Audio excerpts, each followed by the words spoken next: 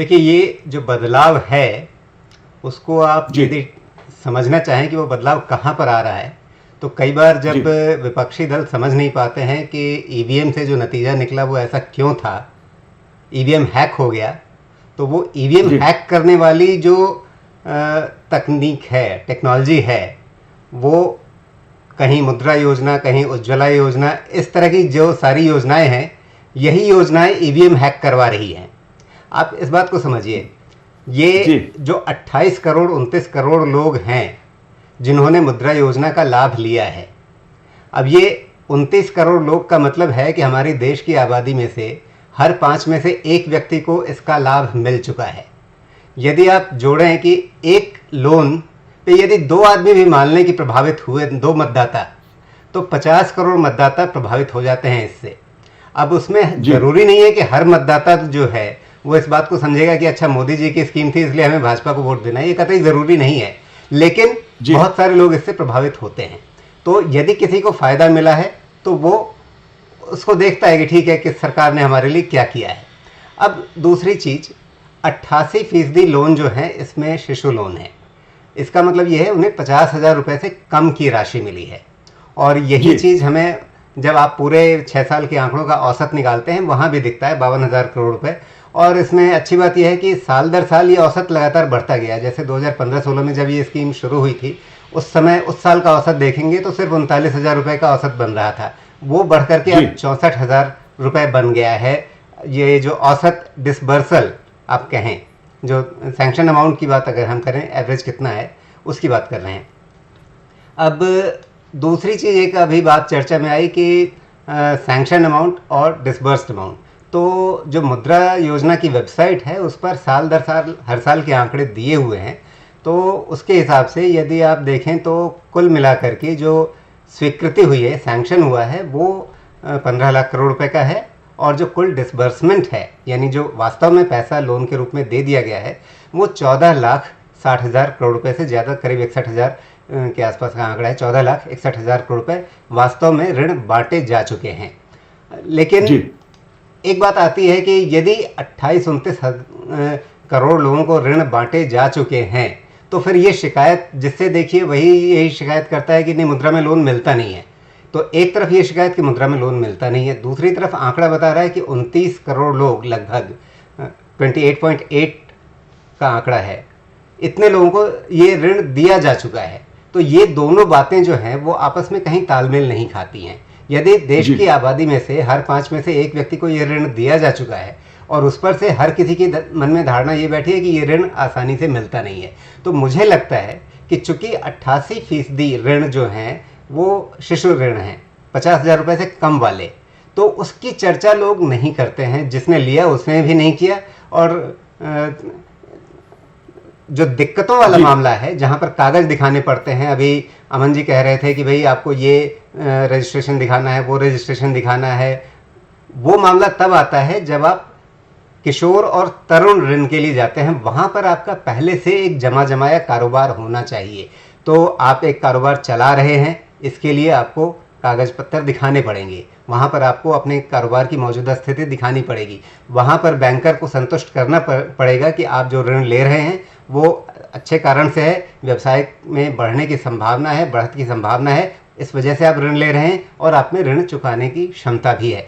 ये आपको अपने बैंकर को संतुष्ट करना पड़ेगा और साथ में ये दिखाना पड़ेगा कि हाँ आप वास्तव में कारोबार चला रहे हैं, वो उसका बैलेंस शीट ये है, ट्रैक रिकॉर्ड ये है, वो सब कुछ आपको दिखाना ही पड़ेगा। वो किसी भी ऋण में बहुत स्वाभाविक है। लेकिन जो 50,000 रुपये से कम का ऋण है, शिशु ऋण है, वहाँ पर इस तरह की चीज़ें बिल्कुल नहीं है, क्योंकि वहाँ पर कारोबार शुरू करने के लिए ही ऋण दिया जा रहा है। तो वहाँ पर कागजी औपचारिकताएँ जो हैं वो न्यूनतम होंगी।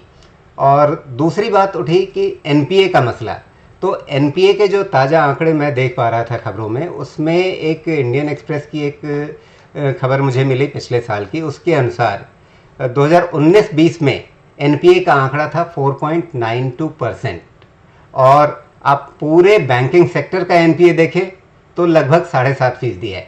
तो बैंकिंग सेक्टर का जो एवरेज एनपीए है उसके मुकाबले मुद्रा लोन में जो एनपीए का आंकड़ा है वो उससे काफ़ी नीचे है। तो ऐसे में हम ये कह सकते हैं कि मुद्रा लोन लेने वाले लोग ज़्यादा ईमानदारी से पैसा चुका रहे हैं पूरे बैंकिंग सेक्टर के एवरेज के मुकाबले से। 28-29 करोड़ लोगों ने ऋण लिया है और उसमें 95% लोग पैसा वापस कर रहे हैं। तो स्वाभाविक रूप से हम ये मान सकते हैं कि उन्होंने ऋण लिया, उससे अपना रोज़गार चलाया, पैसा कमाया और फिर बैंक को पैसा वापस किया। यदि वो पैसा नहीं कमाते तो पैसा वापस करना उनके लिए मुश्किल होता, क्योंकि जब वो इतनी छोटी राशि का ऋण ले रहे हैं, अगर उनकी कमाई नहीं होती जहाँ पर उन्होंने वो पैसा खर्च किया, तो फिर वो पैसा वापस करने की हालत में भी शायद नहीं रह पाते। तो ये मानकर हम चल सकते हैं कि ये जो अधिकांश लोग मुद्रा योजना के तहत ऋण ले रहे हैं, वो उस योजना का फ़ायदा उठा करके अपनी आमदनी में वृद्धि कर पा रहे हैं। अब आप उसे रोज़गार मानेंगे या नहीं मानेंगे, ये बड़ा विवादास्पद मसला है, क्योंकि जब प्रधानमंत्री कहते हैं कि पकौड़े तलना भी एक व्यवसाय है, तो इस देश में बहुत बड़ी मतलब मीडिया में भी किस तरह से लोगों ने उसकी हंसी उड़ाई, इसको आप बखूबी जानते हैं। तो आप कहें कि भाई किसी ने रेहड़ी पटरी लगा ली, किसी ने सब्जी बेचने का व्यवसाय उससे शुरू कर लिया 50,000 रुपये की पूंजी लेकर के, या उसने कहीं पे कोई ठेला लगा लिया, कुछ और चीज़ पकौड़ा नहीं तो मोमोज बेचने लग गया। अब उसको आप रोज़गार में गिनेंगे या नहीं गिनेंगे, ये आपकी अपनी श्रद्धा पर निर्भर है। आप उसे प्रधानमंत्री के वादे में और उनके रिपोर्ट कार्ड में जोड़ेंगे या नहीं जोड़ेंगे, ये आपकी श्रद्धा है। इसमें मतलब कोई इतना पोलराइज्ड हमारा इस समय सारा विमर्श देश में हो चुका है कि आप किसी चीज़ को सफलता मानेंगे या असफलता मानेंगे, ये पूरी तरह से आपके अपने राजनीतिक दृष्टिकोण पर निर्भर हो जाता है। आप सरकार का पक्ष लेना चाहते हैं तो आप इसे बहुत सफल मानेंगे, आप सरकार का विरोध करना चाहते हैं तो आप इसे गिनती में ही नहीं गिनेंगे कि भाई इसने क्या असर डाला, 50,000 रुपये किसी की ज़िंदगी में क्या असर डाल देते हैं। आप इस तरह से कह के आप इस संख्या को खारिज कर सकते हैं। इसमें पूरी तरह से हर व्यक्ति के अपने विवेक पर निर्भर है। मुद्रा योजना पहुंच वहां रही है जहां हमारा मीडिया नहीं पहुंचता है, और इसलिए इसका असर वास्तव में देश में क्या है, कितना है, ये हमारे लिए आंख पाना बड़ा मुश्किल है। क्योंकि हमारा देश जो है वो दरअसल सबसे मुखर वर्ग जो इसमें है वो है मध्य वर्ग, क्योंकि जो गरीब है उसके मुंह से आवाज़ नहीं निकलती है, जो अमीर है उसे बोलने की चिंता नहीं है, उसे बोलने की ज़रूरत नहीं है। इसमें देश में जो सबसे ज़्यादा चीख चिल्लाहट होती है वो मध्य वर्ग की ओर से होती है, और ये योजना मध्य वर्ग के लिए है नहीं। इसीलिए जो हम इसकी सफलता असफलता की इतनी सारी बातें कर रहे हैं, वो सब कुछ इसी वजह से है क्योंकि मध्य वर्ग को इसका कोई फ़ायदा नहीं मिल रहा है, और वो इसलिए क्योंकि ये योजना मध्य वर्ग के लिए बनी ही नहीं है। तो जिस वर्ग के लिए ये योजना है नहीं, उस वर्ग के बीच में हम इसकी सफलता असफलता खोजते हैं और वहाँ पर हम मात खा जाते हैं। जिस वर्ग तक ये योजना पहुँच रही है वो बोलता नहीं है जल्दी। उसका हाल वही है जो इसमें बंगाल में मतदाताओं का होता है। देखिए, यदि मुद्रा योजना की ही बात करें तो लगभग 70% ऋण इसमें जो बांटे गए हैं वो महिलाओं को बांटे गए हैं। इसके अलावा सामाजिक नज़रिए से यदि आप देखें तो जो शिशु ऋण बांटे गए हैं उनमें लगभग 51% का आंकड़ा जो है वो SC ST और OBC के बीच में बांटा गया है। तो सामाजिक दृष्टि से यदि आप देखें तो हमारे देश में समाज की जैसी संरचना है और साथ में महिलाओं की जो स्थिति है, उसके लिहाज से ये योजना एक तरह से सामाजिक बदलाव में भी उत्प्रेरक का, कैटलिस्ट का काम कर रही है, इसमें कोई संदेह नहीं है। और इस चर्चा में अभी बीच में कई सारे ऐसे सुझाव आए जो इस योजना को और ज़्यादा प्रभावी बनाने में, ज़्यादा लोगों तक पहुंचाने में बहुत मददगार होंगे। और उनमें निश्चित रूप से जो पोस्ट ऑफिस वाली बात है कि आप पोस्ट ऑफिस के माध्यम से इस ऋण को स्वीकृत कराना शुरू करें, ये निश्चित रूप से सही बात है। दूसरे एक चीज़ जो मैं महसूस कर रहा हूँ कि ठीक है, आपने किसी को 50,000 रुपये दिए, स्टेप अप यानी उसके बाद की अगली सीढ़ी, यानी उसका कारोबार शुरू हो गया, जम गया, उसे और अपने कारोबार को विस्तार देने के लिए फिर आप उसे अगला जो ऋण देंगे, क्योंकि इस योजना की संकल्पना ही है ये शिशु, किशोर, तरुण।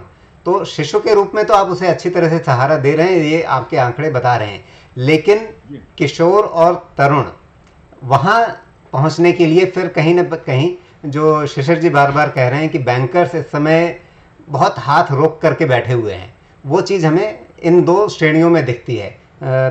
जो किशोर और तरुण वाली श्रेणी है वहाँ पर खास करके दिखती है, और इसीलिए ये शिकायतें भी उठती हैं कि मुद्रा ऋण मिलता नहीं है। वो शिकायतें सबसे ज़्यादा इसी श्रेणी में आती हैं, और जो आदमी 10 लाख का लोन लेने की बात सोच करके जाता है मन में और उसे नहीं मिलता है या कहीं पे अटक जाती है गाड़ी, तो वो 10 जगह बोलता है कि मुझे नहीं मिला, मैं गया था लेने के लिए। जिसको 50,000 रुपये का ऋण मिला वो चुपचाप बैठा रहता है, वो किसी को बताता नहीं है, क्योंकि उसे लगता है अच्छा मैं 50,000 के कर्ज की बात किसी को बताऊंगा तो मेरी इज्जत घट जाएगी, मैं समाज में किसको बोलूं कि हाँ मैंने 50,000 का कर्ज लिया है।